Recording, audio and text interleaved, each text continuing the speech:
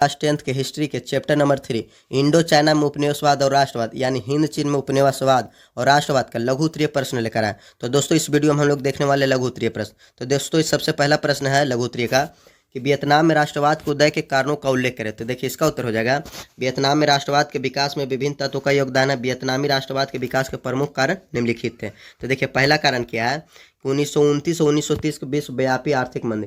यानी देखिए क्या हुआ था, 1929 और 1930 में पूरा विश्व में काची आर्थिक मंदी लग गया था, यानी रुपया पैसा की काची हो गया था, कमी हो गया। तो इसका भी एक कारण हो जाएगा। दूसरा कारण क्या चाहिए कि औपनिवेशिक सरकार की शोषणकारी नीति। यानी देखिए जब कोई मजबूत देश कोई कमजोर देश पे अपना शासन करता है तो उसको बोलते हैं उपनिवेशिक सरकार। तो वही काची करता है कि उन लोग बहुत अत्याचार करते हैं, तो वही शोषणकारी नीति भी एक कारण है। तीसरा कारण क्या चाहिए कि किसानों पर बढ़ता बोझ, किसानों पर बढ़ता बोझ। चौथा कारण क्या चाहिए, गरीबी तथा बेरोजगारी की समस्या, गरीबी तथा बेरोजगारी की समस्या। चौथा कारण क्या चाहिए आपका, गरीबी तथा बेरोजगारी की समस्या। और देखिए पांचवा कारण क्या चाहिए कि उग्र आंदोलन का प्रभाव। उग्र आंदोलन करने का मतलब जो मारधाड़ होता है, जो वैसा आंदोलन जिसमें पूरा बमबारी हो, मारधाड़ होता है, पूरा गोली बंदूक चलता है, तो ये होता है उग्र आंदोलन। क्या होता है, उग्र आंदोलन। तो ये सब देखिए 5 कारण थे। तो देखिए क्या चीज पहला क्वेश्चन क्या चीज था कि वियतनाम के राष्ट्रवादों को उदय के कारण लिखे। तो देखिए मेन 5 कारण भी वियतनाम में राष्ट्रवादी का उदय का मेन कारण था। तो ये देखिए आपका पहला नंबर क्वेश्चन का उत्तर हो गया। दूसरा नंबर क्वेश्चन क्या चीज बोला कि होवा आंदोलन के विषय में आप क्या जानते हैं, होवा हाउ आंदोलन के विषय में आप क्या जानते हैं। तो देखिए इसका उत्तर हो जाएगा होवा हाउ आंदोलन वियतनाम में चलाया गया उपनिवेशवादी विरोधी आंदोलन था। कैसा आंदोलन था, तो उपनिवेशवादी विरोधी आंदोलन था। ये ऑब्जेक्टिव में पूछ सकता है कि होवा हाउ आंदोलन कैसा आंदोलन था, उपनिवेशवादी विरोधी आंदोलन था। बोला 1939 में होवा आंदोलन आरंभ हुआ था। होवा हाउ आंदोलन कब आरंभ हुआ था, 1939 में। बोला इसका केंद्र मेकांग डेल्टा था। इसका केंद्र कौन सा था, मेकांग डेल्टा। ऑब्जेक्टिव में पूछ सकता है कि होवा हाउ आंदोलन का केंद्र कौन था, तो मेकांग डेल्टा। इस आंदोलन की उत्पत्ति फ्रांसीसी उपनिवेशवादी विरोधी विचारों से हुई। इस आंदोलन का प्रेरणा हुइन फूसो थे। देखिए ऑब्जेक्टिव में ये भी आपसे पूछ सकता है कि होवा हाउ आंदोलन का प्रेरणा कौन थे, तो हुइन फूसो थे। वह जन कल्याण संबंधी कार्य करते थे तथा समाज सुधारक भी थे। उसने फिजूल खर्ची, शराबखोरी और बाल कन्याओं की बिक्री की प्रथा का विरोध किया था। यानी जो हुइन फूसो थे ये देखिए कार्य करते कि फिजूल खर्ची के विरोधी थे, शराबखोरी के विरोधी थे, बाल कन्याओं के विरोधी थे, और का चीज था कि बाल विवाह जो होता था उसका भी का चीज थे, विरोधी थे, और जो बाल कन्या की बिक्री होता था उसका भी विरोधी थे। वो समाज सुधारक भी थे। क्या चीज, समाज सुधारक भी थे। देखिए हुइन फूसो के बढ़ते प्रभाव को रोकने के लिए, हुइन फूसो के बढ़ते प्रभाव को रोकने के लिए सरकार ने कठोर दंडात्मक कार्रवाई कर होवा हाउ आंदोलन को दबा दिया। यानी देखिए लास्ट में क्या होता है कि होवा आंदोलन का होता बंद हो जाता है। तो देखिए हो गया आपका तीसरा नंबर क्वेश्चन, दूसरा नंबर क्वेश्चन को उत्तर। आप देखिए तीसरा नंबर क्वेश्चन कैसे बोला कि फ्रांसीसियों ने मेकांग डेल्टा में नहर क्यों बनवाई, इसका क्या परिणाम हुआ। तो देखिए इसका उत्तर हो जाएगा फ्रांसीसियों ने कृषि के विस्तार के लिए, किसके विस्तार के लिए, कृषि के विस्तार के लिए मेकांग डेल्टा क्षेत्र में सिंचाई की सुविधा के लिए नहरें बनाई गई। यानी मेकांग डेल्टा क्षेत्र में क्या चीज, सिंचाई की सुविधा के लिए क्या चीज किया कि नहरें बनवाई गई। सिंचाई की समुचित व्यवस्था उपलब्ध होने से धान की खेती और उत्पादन आश्चर्य रूप से वृद्धि हुई। यानी देखिए इसका क्या चीज प्रभाव होता है, इसका प्रभाव कि धान की खेती में क्या हो गया, वृद्धि हो रही। धान के जो खेती होता था उसमें क्या हो गया, वृद्धि। और 1931 तक वियतनाम विश्व का तीसरा चावल निर्यातक देश बन गया। यानी 1931 में वियतनाम में इतना चावल हुआ, इतना चावल के विश्व में क्या चीज करा कि तीसरा निर्यातक देश बन गया, तीसरा निर्यातक देश बन गया। तो ये हो गया आपका तीसरा नंबर क्वेश्चन का उत्तर। चौथा नंबर क्वेश्चन क्या बोला कि वियतनाम मुक्ति एसोसिएशन की स्थापना क्यों की गई। तो इसका उत्तर हो जाएगा 1911 की चीनी क्रांति से वियतनामियों को काफ़ी प्रेरणा मिली थी। चीनी क्रांति के परिणाम स्वरूप चीन में मंजू राजवंश का शासन था। किसका राजवंश पूछेगा, चीनी क्रांति पर परिणाम स्वरूप चीन में किसका राजवंश था, तो मंजू राजवंश का शासन था। ये ऑब्जेक्टिव में पूछेगा। तथा चीनी गणतंत्र की स्थापना की गई। चीन की घटनाओं से प्रेरित होकर वियतनामी विद्यार्थियों ने वियतनाम मुक्ति एसोसिएशन नामक संस्था की स्थापना की। इस संगठन का मुख्य उद्देश्य यानी देखिए इस संस्था का मुख्य उद्देश्य क्या चीज था, तो राजशाही की पुनर्स्थापना करना।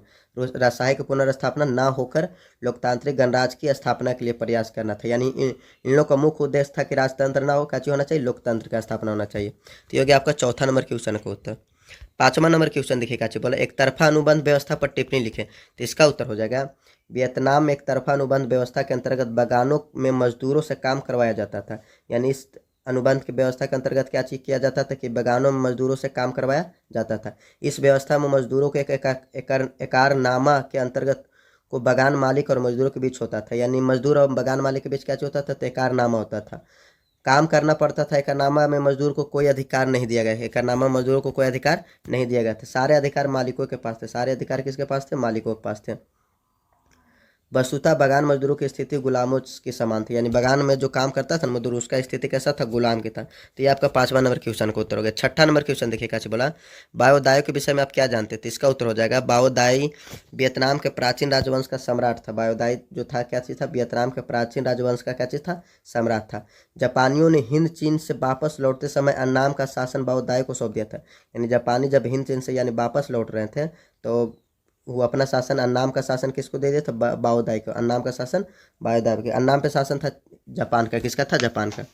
तो वही जाते वक्त किसको, बाओदाई को दे दिए। लेकिन बाओदाई साम्यवादी का सामना करने में सक्षम नहीं था, इसलिए उसे अन्नाम के सम्राट का पद त्याग दिया। वो अन्नाम के सम्राट का पद क्या कर दिया, त्याग दिया। वियतनाम के आज़ादी के बाद फ्रांसीसी बाओदाई को अपने प्रभाव में लेकर, यानी वियतनाम देखिए जब आज़ाद हो गया तो काची किया कि फ्रांस उसको अपने साथ मिला लिया, बाओदाई को फ्रांसी काची किया अपने साथ मिला लिया, और मिला के काची किया कि अप्रत्यक्ष रूप से वियतनाम पर शासन करते रहा। कौन करते रहा, तो फ्रांस। तो ये हो गया आपका 6ठा नंबर क्वेश्चन का उत्तर। 7वां नंबर क्वेश्चन क्या चीज बोला कि वियतनाम का विभाजन क्यों और कैसे हुआ, तो इसका उत्तर हो जाएगा वियतनाम और फ्रांस के युद्ध में फ्रांसीसियों की बुरी तरह पराजय हुई। अमेरिका ने हिंद चीन में हस्तक्षेप करने का निश्चय किया, जिससे स्थिति विस्फोट हो गई और तृतीय विश्व युद्ध का खतरा उत्पन्न हो गया। ब्रिटेन फ्रांस युद्ध नहीं चाहते थे और समझौता की नीति अपनाई, इसके लिए जिनेवा में अंतर्राष्ट्रीय सम्मेलन किया गया। यानी ब्रिटेन फ्रांस और जो रूस थे ये सभी युद्ध नहीं चाहते थे, ये काची करने सोच रहे थे, समझौता की नीति अपनाए, इसके लिए जिनेवा में अंतर्राष्ट्रीय सम्मेलन आयोजित किया गया। यानी 1954 में कहा हुआ कि जिनेवा समझौता हुआ, जिसके द्वारा कहा हुआ कि इंडो चाइना के लाओस और कम्बोडिया स्वतंत्र कर दिए। यानी 1954 में जिनेवा समझौता के तहत लाओस और कम्बोडिया को स्वतंत्र घोषित कर दिया गया। तो ये आपको ऑब्जेक्टिव में पूछेगा कि कौन से समझौता के तहत और कब लाओस और कम्बोडिया स्वतंत्र राज्य बना, तो 1954 के जिनेवा समझौता के तहत। यह हो जाएगा आपका उत्तर। और देखिए काची बोल रहा है कि दोनों राज्यों में वैध राजनीति और संसदीय व्यवस्था लागू की गई। वियतनाम का विभाजन अस्थायी रूप से 2 भागों में कर दिया गया, पहला उत्तरी वियतनाम और दूसरा दक्षिणी वियतनाम में। यानी देखिए हुआ जेनेवा समझौता से क्या हुआ कि वियतनाम 2 भागों में बट गया, उत्तरी वियतनाम और दूसरा दक्षिणी वियतनाम। दोनों राज्यों की विभाजन रेखा 70वीं समांतर बनाई, यानी दोनों जो राज्य हैं उसके बीच में एक 70वीं समांतर रेखा खींचेगा, उसके दोनों का हो गया, एक दोनों में एक दक्षिणी वियतनाम हो गया, एक उत्तरी वियतनाम बनाई गई। उत्तरी वियतनाम में हो ची मिन की कम्युनिस्ट सरकार की मान्यता दी गई, जबकि दक्षिणी वियतनाम में बाओदाई की सरकार बनी रही। यानी उत्तरी वियतनाम में देखिए किसका शासन है, तो हो ची मिन का, और दक्षिणी वियतनाम में बाओदाई की सरकार थी। तो ये हो गया आपका देखिए 7वां नंबर क्वेश्चन का उत्तर। देखिए 8वां नंबर क्वेश्चन क्या चीज बोल रहा है कि जिनेवा समझौता क्यों हुआ, तो इसका उत्तर हो जाएगा वियतनाम में शांति स्थापित करने हेतु जिनेवा अंतर्राष्ट्रीय सम्मेलन आयोजित किया गया। अमेरिका के द्वारा हिंद चीन में हस्तक्षेप तथा तृतीय विश्व युद्ध के खतरा को टालने के लिए 1954 में जिनेवा समझौता हुआ। यानी देखिए तृतीय विश्व युद्ध हो रहा था ना, उसको टालने के लिए क्या किया 1954 में जिनेवा विश्व युद्ध हुआ, जिसमें जिनेवा का समझौता हुआ। 1954 में जिनेवा का समझौता हुआ, जिससे क्या होगा कि तृतीय विश्व युद्ध का खतरा टल गया। तो आपको हो गया 9वां नंबर क्वेश्चन का उत्तर। तो दोस्तों आज के लिए इस वीडियो के पार्ट 1 में आज हम लोग 8 क्वेश्चन को रखेंगे, क्या कि ज़्यादा वीडियो लंबा हो जा रहा है। तो दोस्तों अगर आपको वीडियो पसंद आया तो इसको लाइक कीजिएगा, शेयर कर देगा और चैनल को सब्सक्राइब कर देगा। और दोस्तों कमेंट करके आप लोग बताइएगा कि आपको वीडियो कहाँ ज़्यादा पसंद है, और कमेंट करके ये भी बताइए कि आपको कहाँ समझ में नहीं आया। तो दोस्तों आज हम लोग इस पार्ट 1 में सिर्फ 8 क्वेश्चन रखेंगे। पार्ट 2 में हम लोग दोस्तों अगला क्वेश्चन माइली हत्याकांड का परिचय के बारे में जानेंगे। तो जो 9वां नंबर क्वेश्चन है दोस्तों पार्ट 2 में आपको मिलेगा, 9वां से लेकर 15 नंबर क्वेश्चन तक ले पार्ट 2 में आपको मिल जाएगा। तब तक के लिए दोस्तों थैंक यू।